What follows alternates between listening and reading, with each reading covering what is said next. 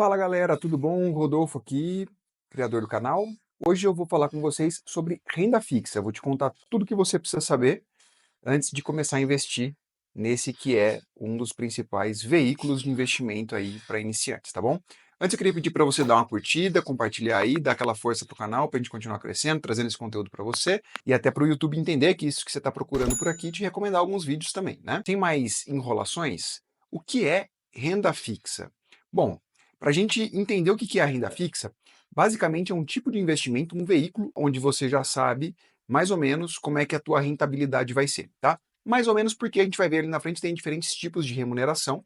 Então, a renda fixa nem sempre é tão fixa assim. Então, diferente de outros veículos como ações, fundos imobiliários, enfim, em que você vai saber a tua rentabilidade lá na frente, quando você de fato estiver sacando essa grana, né, quando você estiver botando o lucro no bolso, na renda fixa a gente consegue saber como é que vai ser a tua remuneração ao longo do tempo, antes da gente começar a investir. Bom, primeiro eu vou falar para você desses modelos de remuneração, porque quaisquer que sejam os tipos de renda fixa, tesouro, CDBs, LCIs, debêntures, eles vão te remunerar, ou seja, vão remunerar o teu capital, vão te pagar pelo empréstimo baseado em algumas premissas. E a gente tem basicamente três tipos aí. O primeiro deles é renda fixa pré-fixada. A pré-fixada, como o próprio nome diz, ela, antes de você colocar o dinheiro no investimento, já te diz qual vai ser a tua remuneração. Então, 13% ao ano, 15% ao ano, 11% ao ano, não importa, mas ele já te diz, independente de qualquer coisa, qual é a tua remuneração no período. Se a pré-fixada é assim, a pós-fixada, ela vai te dizer ao longo do tempo qual é a tua remuneração. Como é que isso funciona? Sempre atrelado a algum indicador. A gente vai ter investimentos atrelados ao IPCA, que é a nossa taxa de juros aí, né, o que representa a nossa taxa de juros. A gente vai ter indicadores atrelados ao CDI, a gente pode ter alguns atrelados ao IGPM, embora seja menos comum. Ou seja, você não sabe exatamente na hora que você está colocando o dinheiro qual vai ser a tua remuneração, mas você sabe ao que é que ela está atrelada, ou seja, qual é a referência da tua remuneração. Então, por exemplo, se você coloca um investimento que te paga o CDI, você sabe que o CDI vai oscilar ao longo do período, né? Mas você sabe que você vai seguir esse indicador. E você tem um que eu chamo aí de um híbrido, onde você tem uma parcela que é pré-fixada e uma parcela pós-fixada. Como é que funciona esse misto aí, né? Você vai ver em qualquer plataforma, você vai ter vários investimentos de renda fixa que te pagam, por exemplo, IPCA mais alguma coisa, ou CDI mais alguma coisa. Esse mais alguma coisa é a parcela pré-fixada que você está adicionando a um indicador base ali. Isso está atrelado principalmente ao fato de que alguns investimentos a gente vai ter um risco maior, então a gente necessariamente tem que pagar um prêmio um pouco maior. Como é que a gente faz isso? A gente coloca uma parcela pré-fixada, ou seja, um prêmio, em cima daquele indicadorzinho que a gente está chamando de pós-fixado ali, tá? Bom, vamos lá. Então a gente já sabe como é que esse negócio te remunera, né? Que são essas opções. Agora vamos olhar um pouquinho quais as vantagens e desvantagens dos tipos de remuneração, só para a gente entender. Quando a gente tem um pré-fixado, a grande vantagem é que você tem uma previsibilidade. Você sabe qual é a taxa desde o começo. Qual é a desvantagem? Se alguma coisa na conjuntura econômica aí, se alguma coisa no dia a dia da nossa economia muda muito drasticamente, aquela taxa pode se tornar uma taxa muito ruim. Por exemplo, se você aplica em um investimento que te paga 12% ao ano, se tudo continuar como está hoje, ele talvez seja interessante. Mas, se nos próximos meses o nosso Banco Central começa a subir a nossa taxa de juros, por exemplo, você pode estar deixando dinheiro na mesa porque agora a Selic está te pagando mais do que esses 12%. Se a gente acontece, por exemplo, de no período que você está fazendo esse investimento, 3, 4, 5 anos ali, tem uma disparada da inflação, daqui a pouco aqueles 13% estão te remunerando num juros real, ou seja, acima da inflação, um valor muito pequenininho. Então a vantagem é a previsibilidade, a desvantagem é que você tem um risco atrelado ali, dependendo do que acontece na nossa economia. Como no nosso Brasilzão aqui, a gente tem coisa mudando todo dia, toda hora ali, a gente tem que tomar um pouquinho de cuidado de travar uma taxa pré-fixada. É importante? É importante. Eu gosto de ter sempre um pouquinho ali no teu hall de investimentos, né, na tua carteira de investimentos ali, mas a gente tem que tomar cuidado de não querer travar demais, porque parece muito bom, e 2, 3 meses depois, pô, o nosso dinheiro está todo parado num negócio que não está pagando tanto assim. Nos pós-fixados, qual é a vantagem? Se você atrela um pós-fixado, por exemplo, ao IPCA, então está te pagando o IPCA mais um prêmio, esse prêmio já é uma rentabilidade real acima da inflação. Você está garantindo que você está tendo um poder de compra preservado, porque está te pagando a inflação, mais um prêmio. Então, se acontecer aquele cenário que eu falei de dar uma alta muito grande da inflação, o seu dinheiro, o seu poder de compra está preservado. Qual que é o risco disso aí? Se a inflação fica muito pequenininha no período, a inflação apurada, o seu rendimento pode ser um pouco mais baixo. Mas ainda assim, eu acho também importante a gente ter um pouquinho de cada uma dessas coisas na nossa carteira. Por quê? Porque você protege um pouquinho da inflação aqui, você garante um pouquinho uma taxa pré-fixada ali, você remunera baseado no CDI um pouquinho ali, e na média a tua carteira vai performar legal, tá? Então a gente tem esses três tipos de remuneração, que vão servir para basicamente todos os nossos investimentos de renda fixa ali. Agora vamos olhar um pouquinho quais são esses investimentos de renda fixa. Como é que é o nome deles ali, como é que funciona e qual a diferença entre eles, a principal. Vamos começar pelo mais básico e o mais seguro também. Tesouro direto, tá? O tesouro direto a gente vai ter uma variedade de letras de crédito diferente ali no tesouro, tá? Não se apegue muito aos tipos de letra. O que você precisa sempre olhar na hora de investir no tesouro é qual é a remuneração que aquele tesouro está te dando. Então, normalmente você vai ter um tesouro Selic, que vai te pagar Selic, mais uma casquinha qualquer ali, mas basicamente é Selic. Você tem tesouros com títulos mais longos que te pagam ali um IPCA mais, alguma coisa desse tipo. Então, você consegue, dentro da cesta de produtos ali oferecidos pelo Tesouro Nacional, você consegue escolher para complementar a tua carteira, dependendo de onde você tem mais ou menos dinheiro ali, tá? O Tesouro, ele tem risco? Sim, mas é um risco que a gente chama de risco soberano, ou seja, é o risco do Brasil. Basicamente, do Brasil não te pagar. Se isso estiver acontecendo, meu amigo, nossos problemas já estão em outro nível. Então, por isso que a gente diz que é um risco muito baixo, tá? E além disso, o governo é dono da máquina de imprimir dinheiro. Então, se tiver faltando grana para te pagar, ele vai ali, aperta o botão, imprime mais um pouco, te paga direitinho, vai gerar inflação, mas o teu tá garantido, tá certo? Uma coisa importante, tá? Todos esses investimentos de renda fixa, ele garante aquela rentabilidade lá no final do período. O que é isso? Se ele te diz que o seu tesouro, o seu CDB, o seu LCI, ele vai vencer daqui 1 ano, daqui 2 anos, daqui 3 anos, ele te garante que no final desse período você vai ter a remuneração que está atrelada a ele ali. Se você vender esse título antes, se você sacar o seu dinheiro antes, aí a rentabilidade sofre um negócio que chama marcação a mercado. Mas basicamente é quanto alguém está disposto a te pagar por aquele título no momento que você quer vender, tá? Então, esse é um risco da renda fixa, mas qual é o risco disso aí? Se você precisa vender antes da hora, muitas vezes aquele rendimento que você estava buscando ali, ele não vai ser possível, tá? Então, é uma coisa que a gente tem que tomar cuidado também. E onde é que você pode comprar tesouro? Normalmente nas tuas grandes corretoras ali, você consegue achar títulos do tesouro disponíveis para comprar praticamente todo dia. Se vocês quiserem, deixa um recado aí mais para frente, eu faço um vídeo direto na corretora mostrando na prática como investir em cada um desses títulos de renda fixa. Vamos para o próximo então. CDBs. Então vamos lá, o que é um CDB? É um certificado de depósito bancário. Basicamente, o banco está te dando um certificado de que você deixou uma grana com ele ali, ele vai te pagar uma remuneração em cima dessa grana, então você está emprestando dinheiro para o banco e ele vai usar esse recurso para fazer abastecer as linhas de crédito dele, emprestar para outras empresas, outras instituições, e ele vai te pagar ali aquela taxa combinada por você ter emprestado dinheiro para ele. Pode ser também, de novo, pré-fixado ou pós-fixado, e a garantia principal é o banco ou a instituição que está emitindo aquele CDB. Então, é importante que quando você olhe para um CDB, você veja quem é o emissor desse CDB. Porque se aquele banco quebrar, o risco é teu. Os CDBs normalmente contam com a garantia do FGC, o Fundo Garantidor de Crédito, tá? Então você não vai perder aquele recurso até um limite lá de R$ 250 mil por CPF naquela aplicação, etc. Mas você precisa avaliar se o risco que tem daquela instituição de quebrar está condizente com a taxa que ele está te pagando.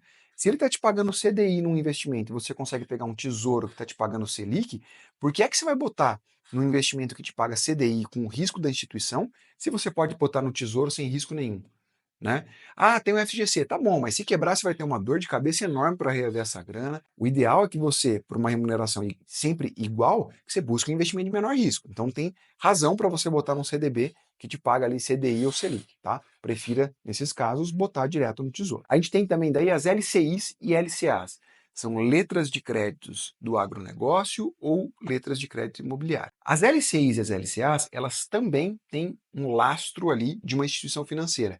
Basicamente, o que os bancos estão fazendo, eles estão indo no mercado de agro ou no mercado imobiliário, fazendo empréstimos ali, ou seja, disponibilizando recursos para esses setores, amarram isso em letras de crédito e captam o dinheiro com pessoas físicas ou, enfim, fundos de investimento para abastecer essas linhas de crédito, tá? Está servindo entre um intermediário entre a instituição que vai fazer o uso desses fundos para um investimento, um empreendimento qualquer, e você, investidor. O que ele faz com isso? Ele ganha um spread, né, uma diferença de remuneração ali, mas ele traz uma garantia para você que é da instituição bancária. Então, se a construtora lá na frente, no caso do imobiliário, por exemplo, não pagar o banco é que vai pagar você em cima da tua LCI. Então, o teu risco continua sendo atrelado na instituição financeira. Também tem, portanto, aqui o FGC, tá? Ou seja, os riscos atrelados a uma LCI e um CDB eles são muito parecidos. Qual que é a vantagem da LCI e LCA? Normalmente elas são isentas de imposto de renda, o que é uma enorme vantagem, né? Joga a tua rentabilidade lá para cima, tá bom? Então, isso é bastante importante, especialmente para prazos mais curtos, tá? Porque o CDB ele tem uma tabela de imposto de renda regressiva, ou seja, quanto mais tempo você deixa o dinheiro lá, menos você paga de imposto de renda. O LC e o LCA, ele já é isento. Então, o que acontece? Se você sai nesses períodos mais curtos em que o CDB ainda tem um imposto de renda lá em cima, você está tendo uma remuneração ainda maior. Então, vamos lá. LCI, LCA e CDB, o risco é o da instituição financeira, que está emitindo aquele LCI, LCA ou CDB. Os tipos de remuneração também podem ser atrelados aí a diferentes tipos de indicadores, CDI, enfim, aquilo que a gente já mencionou anteriormente. Vantagens do LCI e LCA, você tem desconto do imposto de renda. Os irmãos mais próximos ali do LCI e LCA são os CRIs e os CRAs. São certificados de recebíveis imobiliários, certificados de recebíveis do agronegócio. Qual a diferença, então, entre o CRI e o CRA e o LCI e LCA? Eu não falei que no LCI e LCA o banco é o intermediário e ele vai trazer para você ali esse lastro, essa garantia? Legal. No CRI e no CRA não tem isso. Então, no CRI, no CRA, você, investidor, está botando dinheiro direto na mão de quem vai usar os fundos lá. Seja uma construtora, no caso da imobiliária, ou uma incorporadora, seja em títulos de agronegócio que vão servir ali para lastrear a produção, implementos, enfim, diversos tipos de uso, né, para o meio agro ali. Mas quem está botando o dinheiro na mão do destino final é direto o investidor, não tem esse intermédio de banco. Vantagens: como não tem um intermediário que tem que ser remunerado, que é o banco, as taxas costumam ser maiores, certo? Você está recebendo uma rentabilidade maior. Problema: o risco é maior também, porque agora o teu risco não é mais o da instituição financeira, ela não está ali no meio do caminho. O risco é quem está emitindo esse CRI, esse CRA. E aí fica difícil de você avaliar, porque se a gente já tem uma infinidade de instituições financeiras para você conhecer e avaliar o risco, você imagina a quantidade de gente que tem emitindo CRI e CRA por aí, né? Então fica mais difícil você avaliar a qualidade do tomador do teu crédito ali. Em termos de remuneração, você vai ter os mesmos tipos, também é isento de imposto de renda, o que é bacana em termos de rentabilidade, mas aí a gente tem que ser, de novo, coerente aqui com a nossa estratégia de investimento. Se eu falei que o CDB, LCI e LCA, eles têm que te pagar mais do que o Tesouro, porque eles têm o risco da instituição financeira, no CRI, no CRA, eles têm que te pagar muito mais. Você não tem o FGC, não tem o Fundo Garantidor de Crédito, e você tem o risco direto da ponta. A gente tem créditos aí de CRIs e CRAs de grandes empresas que a gente pode olhar, avaliar. Eu recomendo buscar sempre por empresas maiores, porque para você que é um investidor pequeno, você não vai saber avaliar o risco de uma empresa muito menor, tá? Então, e agora, a menos que você tenha uma quantidade maior de grana já investida, você pode usar um CRI, um CRA para botar uma pimentinha na sua carteira ali de renda fixa, ou seja, de repente aparece alguém que tem uma taxa muito alta e vale a pena você colocar um IPCA mais 9, IPCA mais 10, e vale a pena você colocar um pouquinho ali na carteira, sabendo que você tem um risco maior também, tá? E por último, nós vamos falar de quem? Das debêntures, tá? As debêntures, elas são títulos de dívida de empresas, de uma forma mais genérica, mais geral. Se os CRIs e os CRAs são emitidos só por empresas que estão envolvidos ali com o setor imobiliário ou agrícola, nas debêntures você pode ter de qualquer empresa. Então, se você entrar na tua plataforma, você vai achar às vezes debêntures da Petrobras, que é óleo e gás, você vai achar debêntures de empresas dos mais diversos setores, tá? De novo, risco é o risco da empresa, você está emprestando dinheiro direto para a empresa. E o segundo, debêntures, elas existem debêntures normais, vamos dizer assim, em que elas têm sim incidência de imposto de renda, então o seu prêmio tem que ser ainda mais alto, né? Lembra, porque você vai perder um pouco pro leão ali. E tem um segundo tipo que são as debêntures incentivadas. Essas debêntures incentivadas são isentas de imposto de renda. Bom, como eu falei, para todos esses produtos, Uma das coisas que você tem que levar em conta é o vencimento desse produto. Ou seja, você vai botar o dinheiro numa debenture, num CRI, num CRA, esse dinheiro para garantir aquela rentabilidade tem que ficar até o final. Debentures, galera, tem debenture de 10 anos, de 15 anos lá na frente. Então tem que tomar cuidado, porque às vezes você pega uma debenture que tem uma taxa muito bacana, mas ela está amarrada lá na frente.